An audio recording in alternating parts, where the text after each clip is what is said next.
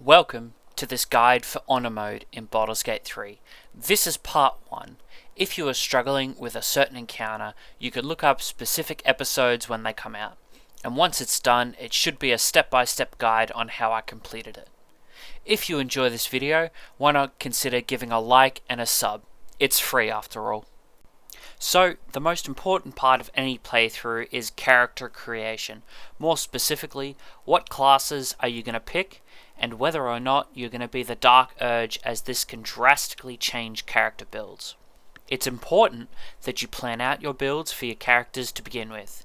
If you are following along this guide closely, or just looking for tips and tricks because you already have a build, that's fine, but here are mine. The Tav is going to be a wild-shaped druid with low physical stats and high mental stats. Karlach is going to be a rage tank build or a berserker thrower. Lae'zel, a rage tank build or an eldritch throwing build, and late game a champion throwing build. And Astarion is going to be a Gloomstalker ranger focusing on stealth archery. In order to maximize the power of the Tav, going a halfling is the correct choice when making a wild shape build.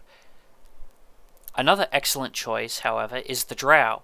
As you may know, the Drow can walk through several combat encounters without having to roll for checks, and therefore is a great source of XP.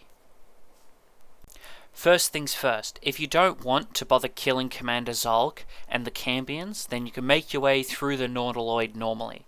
However, if you do want to cheese Commander Zulk, the Mind Flayer and the Cambions in order to reach level 2 at the end of the prologue, then watch the rest of this video.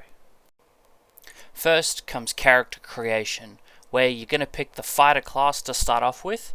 Don't worry, you'll respec later, and your fighting style is going to be archery, in order to make the cheese not horrible. Make sure you also have high enough dexterity, and once you're done, your stats should look something like this. Then play through the Nautiloid normally and make sure to pick up Us. Once Shadowheart's room is reached, there is a Nautiloid tank next to her. Pick it up with Lae'zel and free Shadowheart.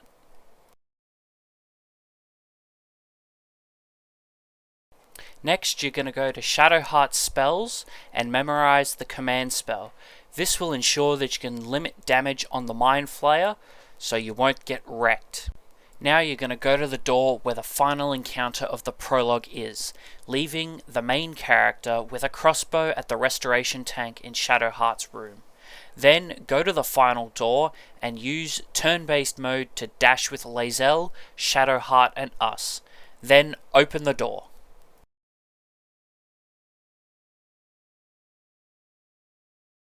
Kill the close enemies with Lae'zel and Us, and move Shadowheart forward.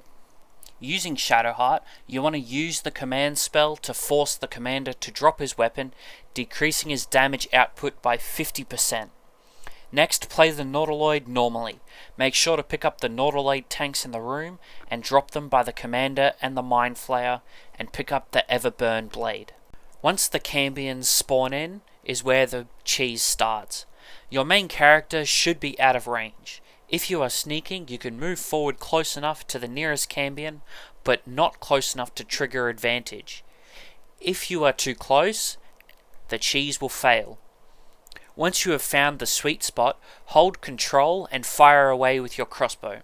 If you've done the same setup as me, you should have a 25% chance of hitting the Cambion. If not, then you might want to turn on Karmic Dice. Once the first Cambion dies, sneak and repeat the process for the second Cambion. Then enter turn-based mode and dash. Then move forward and you should enter combat and still have an action, so dash again and loot the Cambions.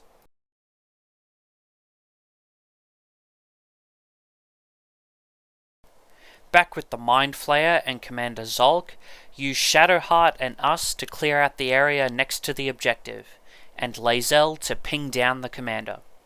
You want to get the commander to about 22 HP before blowing the Nautiloid tanks.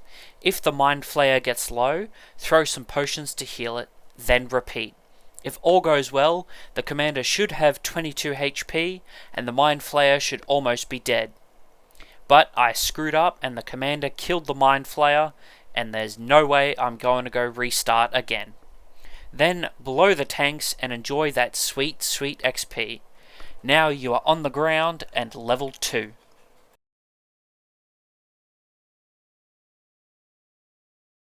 And so, the real game can begin.